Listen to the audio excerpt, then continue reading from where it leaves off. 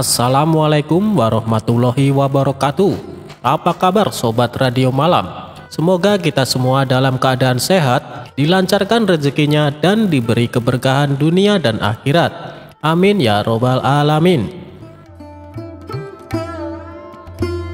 Kisah Abu Nawas sukarela masuk ke penjara.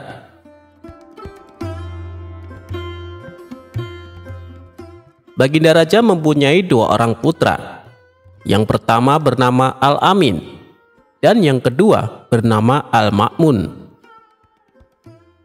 Al-Amin ternyata sangat bodoh dan pemalas, sedang Al-Ma'mun terkenal rajin dan pintar dalam bidang ilmu sastra. Baginda Raja sangat menyukai Al-Ma'mun karena kecerdasannya tersebut. Ini tentu membuat sang permaisuri tidak suka, lantaran sang raja dianggap pilih kasih. Padahal keduanya sama-sama putranya. "Suamiku, kenapa kau tidak begitu menyayangi Al-Amin?" tanya sang permaisuri suatu ketika. "Suamiku, sebenarnya kalau mau, Al-Amin akan lebih menguasai ilmu sastra daripada saudaranya. Sebenarnya ia lebih cerdas, ia hanya malas saja," tutur permaisuri membela Al-Amin. "Apa buktinya?" tanya sang raja. "Baik, tidak lama lagi Baginda akan melihat buktinya," ucap permaisuri yakin. Pada suatu siang, sang permaisuri memanggil putranya Al-Amin. "Aku baru saja berdebat dengan ayahmu mengenai dirimu," kata sang permaisuri kepada putranya tersebut. "Aku tidak rela kamu dipandang sebelah mata dan dibanding-bandingkan dengan kakakmu.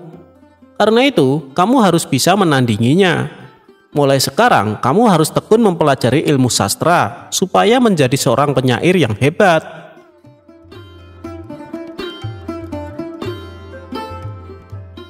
Sorenya Al-Amin pergi meninggalkan istana menuju ke sebuah tempat yang sunyi. Di tempat itulah ia mencoba mengasah pikiran yang bebal. Ia berusaha menulis bait-bait syair tanpa seorang guru atau tanpa bimbingan siapapun.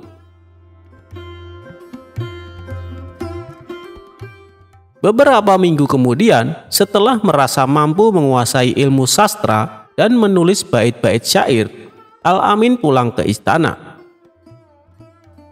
"Jadi kamu sekarang sudah bisa menulis syair, putraku?" tanya sang permaisuri ketika menyambut kedatangan putranya tersebut dengan gembira. "Sudah," jawab Al-Amin. "Kalau begitu, biar besok aku panggil Abu Nawas untuk menguji karya syairmu."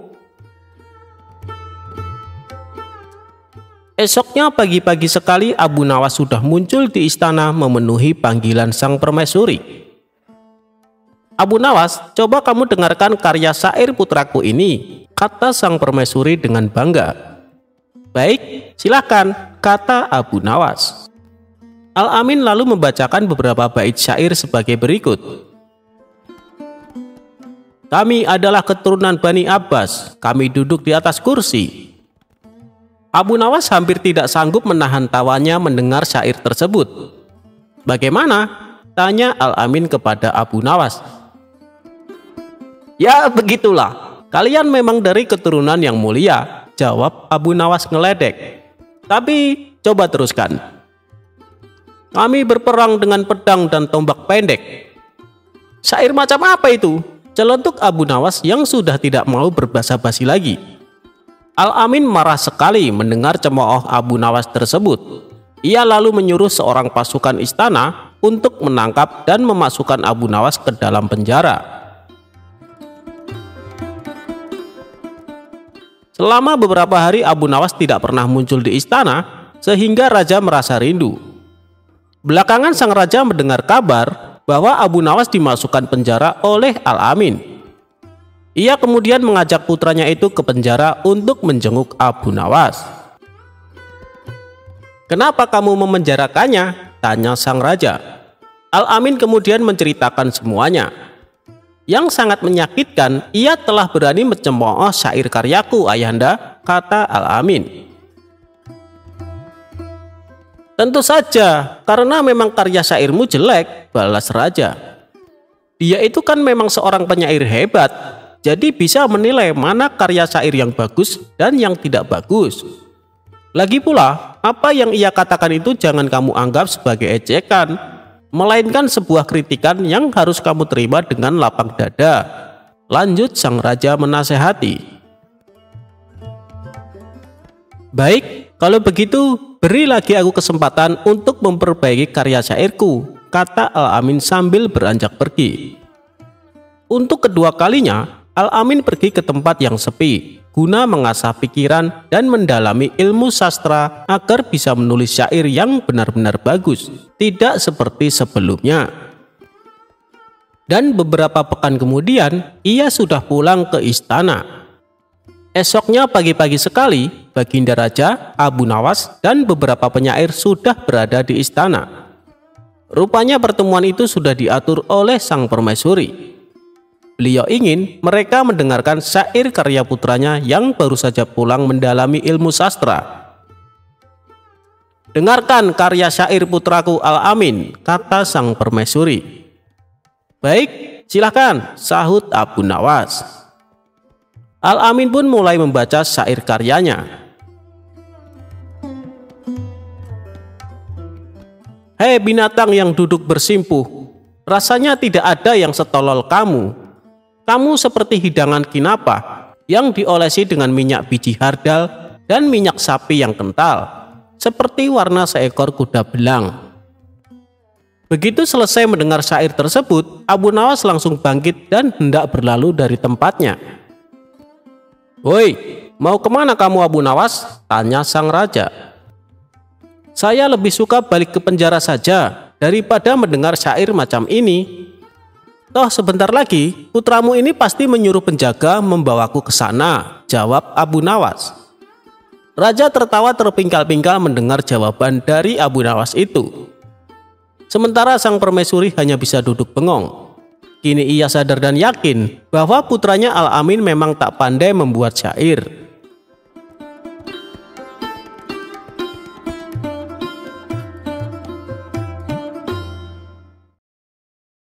Jangan pernah menitipkan uang dengan Abu Nawas jika tidak mau rugi.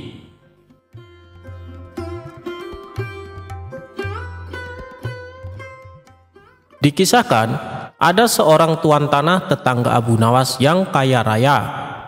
Hampir semua warga di desa setempat bekerja di perkebunan milik tuan tanah tersebut. Tapi tuan tanah itu memiliki sifat yang kikir dan pelit. Tidak hanya itu, dia juga berprofesi sebagai rentenir. Abu Nawas yang bijaksana resah atas sifat tetangganya itu. Dia berpikir keras bagaimana cara agar sang tuan tanah bertobat dan tidak melakukan profesinya itu. Setelah perenungan yang dalam, ide cemerlang Abu Nawas muncul. Keesokan harinya, Abu Nawas menemui kawan-kawannya yang sedang asyik tongkrongan di warung. Dia bercerita, semalam aku mendapatkan wangsit dalam mimpiku yang tidak bisa aku tolak. Apa isi wangsit itu, wahai Abu Nawas? Timpal salah satu kawan Abu Nawas. Wangsit itu, apapun yang dititipkan padaku akan beranak, sahut Abu Nawas. Maksudnya apa, wahai Abu Nawas? Tanya kawan-kawannya. Ketika kalian menitipkan benda seperti ayam kepadaku, maka dalam beberapa hari akan beranak dan bertambah.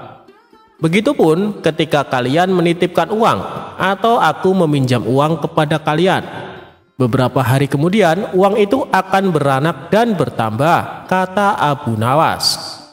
Sebagian kawan percaya, sebagian kawan lainnya tidak percaya. Mereka berpikir ini akal bulus Abu Nawas agar bisa meminjam uang. Aku akan menitipkan 1 ekor kambing padamu nanti sore, kata salah satu kawan. Aku akan menitipkan 2 dinar uang kepadamu, timpal kawan yang lainnya.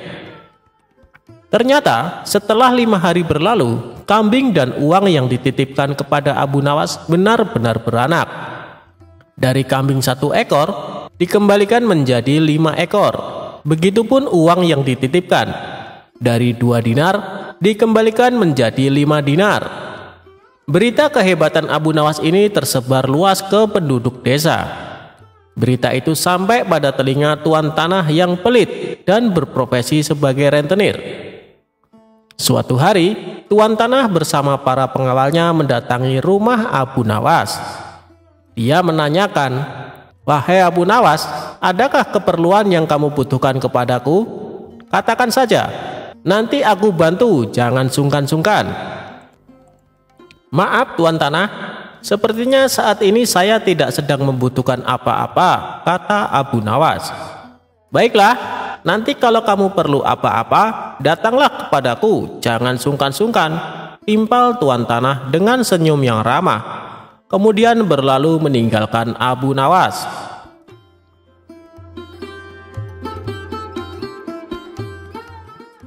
Suatu sore, Abu Nawas merasa lapar. Dia sudah tidak mempunyai apapun di dalam rumah untuk dimakan.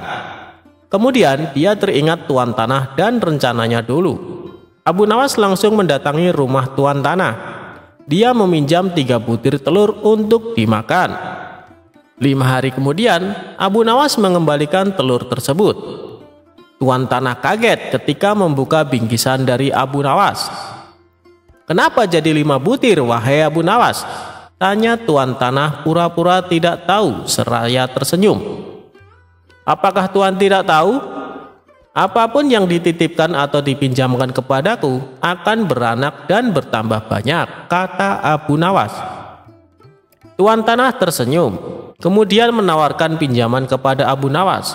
Tapi Abu Nawas menolak dengan dalih sedang tidak butuh.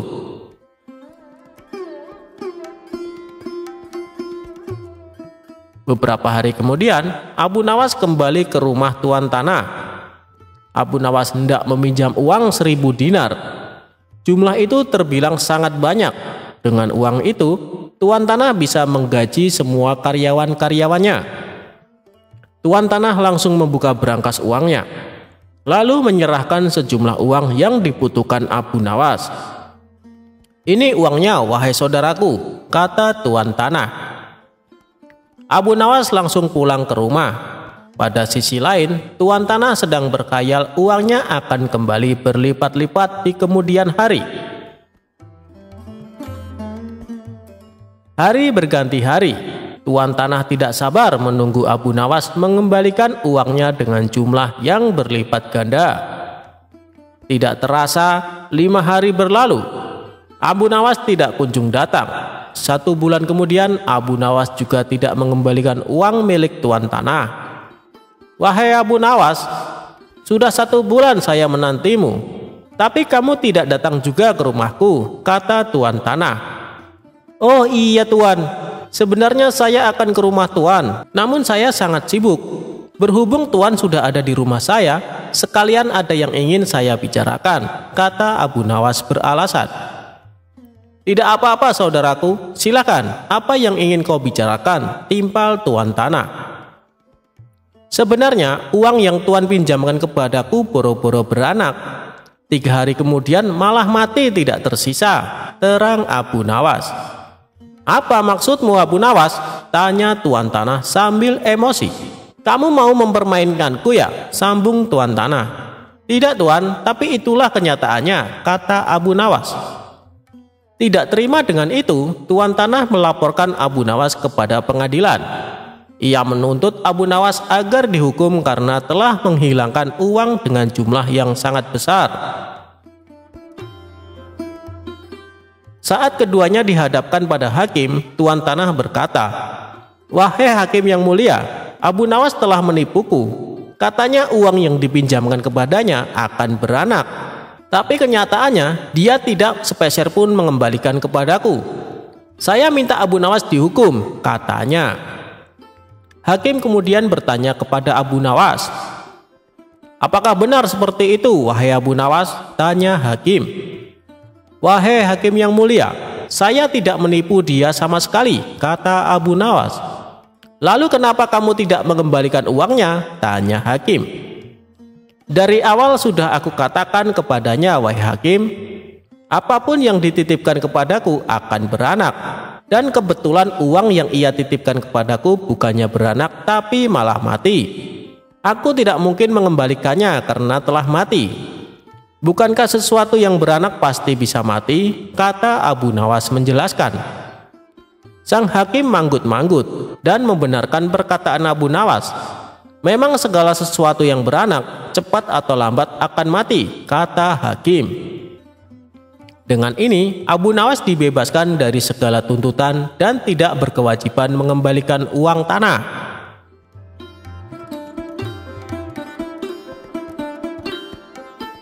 Kebun Abu Nawas dirusak sapi. Abu Nawas bernama lengkap Abu Ali Al-Hasan bin Hani Al-Hakami, merupakan pujangga ternama. Abu Nawas merupakan tokoh sufi yang cerdik dan cerdas. Ia hidup sejaman dengan baginda Raja Harun. Abu Nawas juga dikenal dengan sosok yang jenaka, sehingga tak jarang orang-orang terhibur dengan tingkahnya. Namun, kisah kesuksesan Abu Nawas tidak selamanya menghampiri. Berikut kisah apes Abu Nawas. Abu Nawas memiliki kebun yang cukup luas. Kebun tersebut sudah lama ia tanami berbagai macam sayuran yang dapat menghasilkan cukup banyak uang. Oleh karena itu, Abu Nawas sangat menjaga kebunnya itu. Ia tidak ingin kebunnya dimasuki maling. Bahkan, ia juga tidak ingin bila kebunnya dirusak meskipun hanya sedikit. Ia tak segan-segan akan memukul siapapun yang merusak kebunnya itu. Suatu hari, saat sedang beristirahat di kebun, tiba-tiba ia melihat seekor sapi memasuki kebunnya. Parahnya lagi, sapi tersebut memakan daun-daun dan semua tanaman yang ada di kebun Abu Nawas. Tentu saja hal itu membuat Abu Nawas sangat marah. Dengan cepat, ia pun mengambil ranting pohon yang cukup tebal dan panjang dan berlari mengejar sapi tersebut. Melihat Abu Nawas yang berapi-api, sapi itu segera berlari menghindari kejaran Abu Nawas. Yang lebih membuat marah karena si sapi itu tak kunjung keluar dari kebunnya. Karena diinjak-injak, seluruh tanaman Abu Nawas pun rusak. Setelah beberapa menit, akhirnya sapi itu berhasil keluar dari kebun dan selamat dari amarah Abu Nawas. Akibat kejadian tersebutlah Abu Nawas sangat dendam kepada sapi tersebut. Setiap hari ia selalu menunggu kehadiran si sapi di kebunnya. Namun, hingga seminggu sapi itu tak kembali muncul. Hingga pada suatu ketika, saat pulang dari kebunnya, Abu Nawas berpapasan dengan seorang petani yang sedang menaiki gerobak yang ditarik sapi yang saat itu merusak kebunnya. Nah, itu dia sapinya. Kali ini kau tak akan bisa menghindar dariku, kata Abu Nawas geram. Tanpa bertanya lagi, Abu Nawas segera mengambil ranting pohon dan memukul sapi tersebut berkali-kali. Sapi itu hanya bisa pasrah. Sang sapi tak bisa berlari menghindar karena sedang menarik gerobak. Tapi tentu saja perbuatan Abu Nawas ini membuat si petani marah. "Hei, ada apa dengan sapiku? Kenapa kamu terus-terusan memukulnya?" bentak si petani. "Jangan ikut campur, ini urusanku dengan sapi. Ia tahu kesalahan yang telah diperbuatnya," balas Abu Nawas. Petani itu hanya bisa melongo mendengar jawaban Abu Nawas. Setelah puas memukul sapi itu, Abu Nawas lalu pergi meninggalkan sapi dan si petani. "Dasar orang gila," gerutu sang petani. Petani itu pun kemudian melanjutkan perjalanannya. Itulah kisah unik Abu Nawas yang bikin geleng-geleng kepala.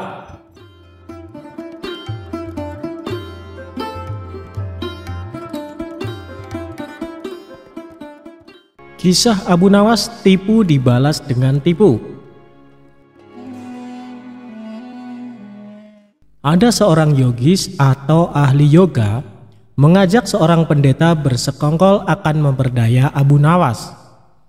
Setelah mereka mencapai kata sepakat, mereka berangkat menemui Abu Nawas di kediamannya. Ketika mereka datang, Abu Nawas sedang melakukan sholat duha. Setelah dipersilahkan masuk oleh istri Abu Nawas, mereka masuk dan menunggu sambil berbincang-bincang santai. Seusai sholat, Abu Nawas menyambut mereka. Abu Nawas dan para tamunya bercakap-cakap sejenak. "Kami sebenarnya ingin mengajak engkau melakukan pengembaraan suci. Kalau engkau tidak keberatan, bergabunglah bersama kami," kata ahli yoga.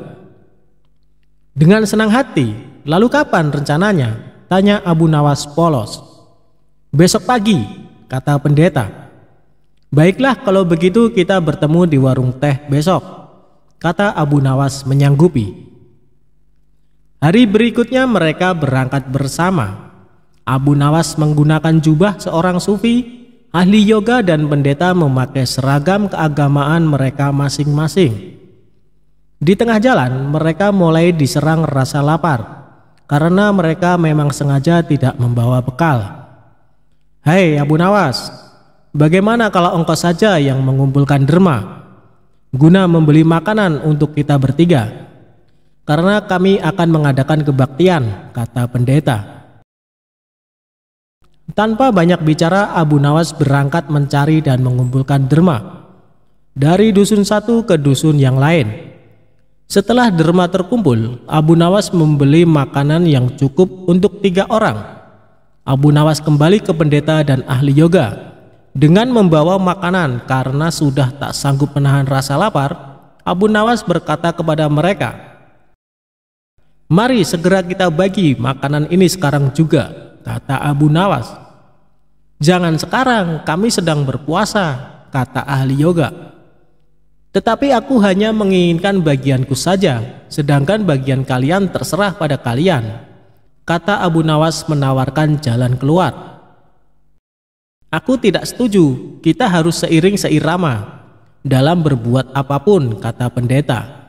"Betul, aku pun tidak setuju karena waktu makanku besok pagi. Besok pagi aku baru akan berbuka," kata ahli yoga. "Bukankah aku yang engkau jadikan alat pencari derma? Dan derma itu sekarang telah kutukarkan dengan makanan ini. Sekarang kalian tidak mengizinkan aku mengambil bagian sendiri. Itu tidak masuk akal," kata Abu Nawas mulai merasa jengkel. Namun begitu pendeta dan ahli yoga tetap bersikeras tidak mengizinkan. Abu Nawas mengambil bagian yang menjadi haknya. Abu Nawas penasaran, ia mencoba sekali lagi meyakinkan kawan-kawannya agar mengizinkan ia memakan bagiannya, tetapi mereka tetap saja menolak. Abu Nawas benar-benar merasa jengkel dan marah. Namun Abu Nawas tidak memperlihatkan sedikitpun kejengkelan dan kemarahannya. "Bagaimana kalau kita mengadakan perjanjian?" kata pendeta kepada Abu Nawas. "Perjanjian apa?" tanya Abu Nawas. "Kita adakan lomba. Barang siapa di antara kita bermimpi paling indah, maka ia akan mendapat bagian yang terbanyak. Dan yang kedua lebih sedikit. Dan yang terburuk akan mendapat paling sedikit," pendeta itu menjelaskannya. Abu Nawas setuju. Ia tidak memberi komentar apa-apa. Malam semakin larut, embun mulai turun ke bumi.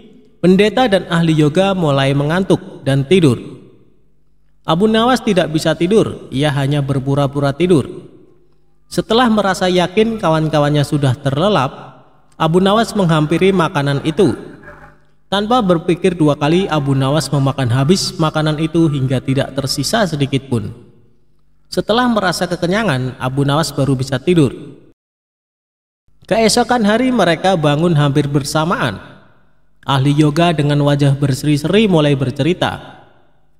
"Tadi malam aku bermimpi memasuki sebuah taman yang mirip sekali dengan nirvana. Aku merasakan kenikmatan yang belum pernah kurasakan sebelumnya dalam hidup ini," kata ahli yoga. Pendeta mengatakan bahwa mimpi ahli yoga benar-benar menakjubkan. Betul-betul luar biasa. Kemudian giliran pendeta menceritakan mimpinya. "Aku seolah-olah menembus ruang dan waktu, dan ternyata memang benar. Aku secara tidak sengaja berhasil menyusup ke masa silam, di mana pendiri agamaku masih hidup. Aku bertemu dengan beliau, dan yang lebih membahagiakan lagi, adalah aku diberkatinya, kata pendeta dengan wajah berseri-seri. Ahli yoga juga memuji-muji kehebatan mimpi pendeta. Abu Nawas hanya diam. Ia bahkan tidak merasa tertarik sedikit pun. Karena Abu Nawas belum juga buka mulut, pendeta dan ahli yoga mulai tidak sabar untuk tidak menanyakan mimpi Abu Nawas. Kalian tentu tahu Nabi Daud alaihissalam. Beliau adalah seorang nabi yang ahli berpuasa. Tadi malam aku bermimpi berbincang-bincang dengan beliau. Beliau menanyakan apakah aku berpuasa atau tidak. Aku katakan, aku berpuasa karena aku memang tidak makan sejak dini hari. Kemudian beliau menyuruhku segera berbuka karena hari sudah malam. Tentu saja aku tidak benar-benar mengabaikan perintah beliau. Aku segera bangun dari tidur dan langsung menghabiskan makanan itu, kata Abu Nawas tanpa perasaan bersalah sedikit pun. Sambil menahan rasa lapar yang menyayat-nyayat, pendeta dan ahli yoga saling berpandangan satu sama lain. Kejengkelan Abu Nawas terobati. Kini mereka sadar bahwa tidak ada gunanya coba-coba mempermainkan Abu Nawas. Pasti hanya akan mendapat celaka sendiri.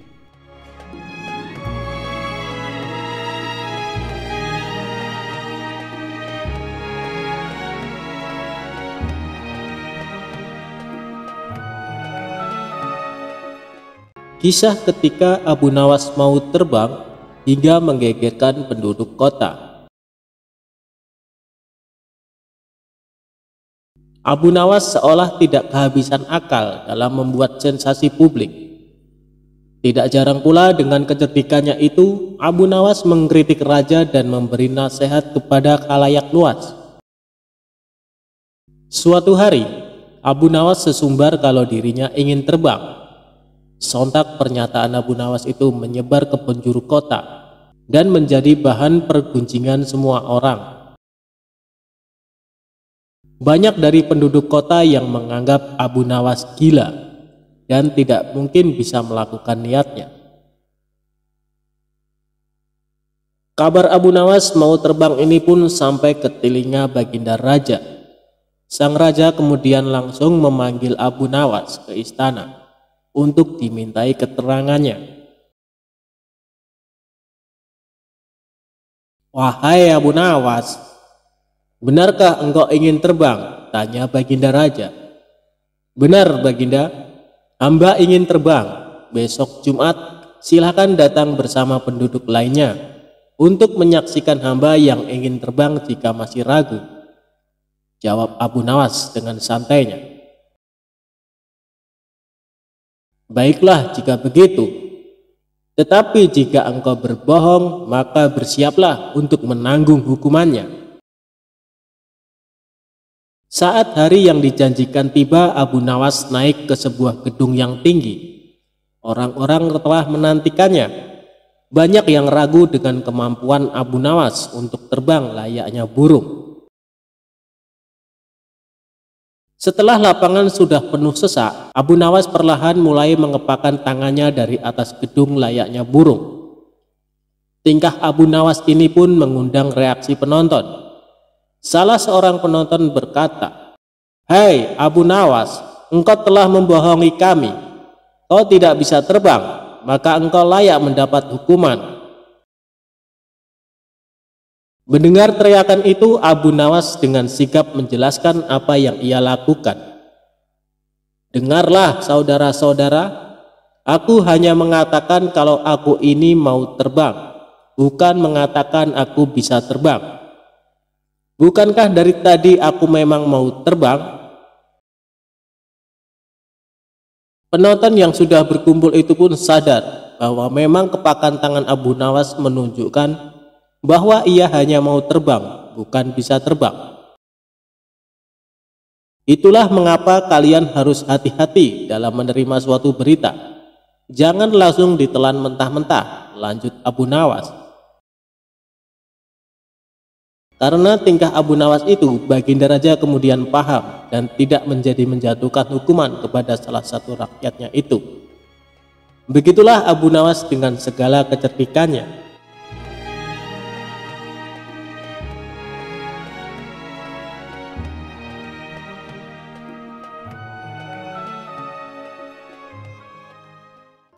Pencuri yang menyamar jadi keledai akhirnya tobat minta ampun.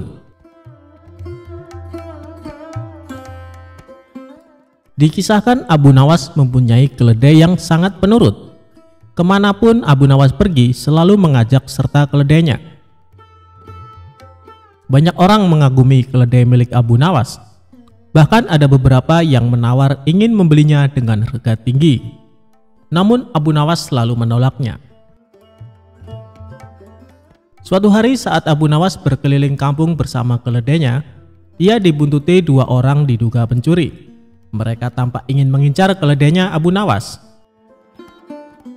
Saat azan zuhur berkumandang, Abu Nawas pun berhenti sejenak di sebuah masjid untuk menunaikan sholat. Ia lalu mencari sebuah pohon untuk mengikatkan keledainya. Tapi Abu Nawas tidak menyadari ada 2 orang yang mengikutinya. "Kau tunggulah di sini, aku akan ke masjid dahulu," ucap Abu Nawas ke keledainya. Ketika Abu Nawas pergi masuk ke masjid, 2 orang pencuri itu segera mendekati keledai tersebut. "Kita kelabui saja Abu Nawas, bawalah keledai ini pulang, dan aku akan berpura-pura jadi keledainya," ucap salah seorang pencuri. Kemudian pencuri yang lain membawa pergi keledai milik Abu Nawas. Sementara itu seorang pencuri berpura-pura menjadi keledai. Dia mengikatkan tali keledai tersebut ke lehernya sendiri. Tujuannya agar Abu Nawas percaya bahwa keledainya telah berubah menjadi manusia. Usai menunaikan sholat, Abu Nawas kembali mendatangi keledainya. Alangkah terkejutnya dia saat mendapati keledainya berubah menjadi manusia. "Apakah kau keledaiku?" tanya Abu Nawas merasa heran. "Iya, aku adalah keledaimu. Selama ini aku dikutuk menjadi seekor keledai, tapi berkat kebaikanmu, aku kembali menjadi manusia," jawab si pencuri berpura-pura. Abu Nawas tidak mau percaya begitu saja, sebab dilihat banyak kejanggalan. Mana mungkin keledai bisa jadi manusia? Dia pasti mau mengelabui aku, pikirnya dalam hati. Tapi Abu Nawas tidak mau kalah. Dia mendapat ide untuk membuat si pencuri kapok. "Baiklah, sekarang antarkan aku ke rumah Tuan Hakim. Aku ada janji bertemu dengannya," perintah Abu Nawas. Abu Nawas lalu naik ke atas punggung si pencuri dan menyuruhnya berjalan dengan merangkak seperti keledai. Pencuri itu menyesal kenapa menyamar sebagai keledai. Harusnya tadi kabur saja dengan temannya. Kini dia pun terikat seperti seekor keledai. Bahkan saat Abu Nawas menungganginya, banyak orang bertanya tentangnya. "Abu Nawas, mana keledaimu yang penurut?" tanya orang-orang di setiap jalanan kota. "Dia ini keledaiku, dia telah menjadi manusia karena kebaikan hatiku," jawab Abu Nawas. Betapa malunya si pencuri karena menjadi tontonan warga di jalanan. Sementara untuk sampai ke rumah Tuan Hakim butuh waktu yang cukup lama. Hal itu membuat pencuri yang menyamar sebagai keledai jadi kelelahan. Bahkan kaki dan tangannya memerah seperti melepuh. Akhirnya sampailah Abu Nawas di rumah Tuan Hakim dengan menaiki punggung si pencuri. Melihat hal itu, Tuan Hakim terkejut bukan main, bahkan sampai memarahi Abu Nawas. "Hei Abu Nawas, kau kejam sekali. Kau kesini menunggang manusia," ujar Tuan Hakim. Abu Nawas lalu mendekati Tuan Hakim dan menceritakan semuanya, termasuk tentang keledainya yang berubah jadi manusia. "Tuan Hakim, dia itu seorang pencuri yang coba mengelabui hamba. Makanya hamba ingin memberi dia pelajaran," bisik Abu Nawas kepada Tuan Hakim. "Oh, jadi begitu ceritanya. Sebaiknya kita ke dalam dulu Abu Nawas," ajak Tuan Hakim. Abu Nawas lalu mengikat si pencuri ke salah satu pohon layaknya seekor keledai. Sementara itu, teman si pencuri ternyata mengikuti Abu Nawas. Dia hendak menyelamatkan temannya yang berpura-pura menjadi keledai. Abu Nawas pun masuk ke rumah Tuan Hakim. Mereka berpura-pura diskusi, padahal sedang mengintai si pencuri yang terikat. Benar saja, tiba-tiba muncullah salah satu temannya untuk menolong. Dia berusaha menyelamatkan dengan melepaskan tali yang mengikat pada leher kawannya itu. Namun karena kaki temannya luka parah, dia kesulitan membawa temannya tersebut. Akhirnya Tuan Hakim dan Abu Nawas langsung memergoki mereka. "Siapa sebenarnya kalian?" tanya Tuan Hakim. "Maafkan kami Tuan Hakim, kami adalah pencuri. Niatnya kami ingin mengelabui Abu Nawas, tapi malah kami yang kena batunya," jawab kedua pencuri tersebut. "Kembalikan keledai Abu Nawas atau kalian akan aku masukkan ke penjara," ancam Tuan Hakim. "Baik Tuan Hakim," jawab mereka berdua. Kemudian salah seorang pencuri pulang ke rumah untuk mengambil keledai Abu Nawas dan mengembalikannya. Setelah keledai tersebut dikembalikan kepada Abu Nawas, Tuan Hakim memberi nasihat kepada dua pencuri itu.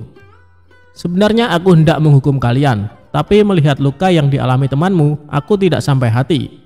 Aku mau mengampuni kesalahan kalian, tapi dengan syarat kalian tidak akan mengulangi perbuatan ini," tutur Tuan Hakim. Akhirnya Abu Nawas mendapatkan kembali keledainya. Tentunya keledai sungguhan, bukan keledai berkepala manusia. Sedangkan kedua pencuri itu menyadari kesalahannya dan berjanji tidak akan mencuri lagi.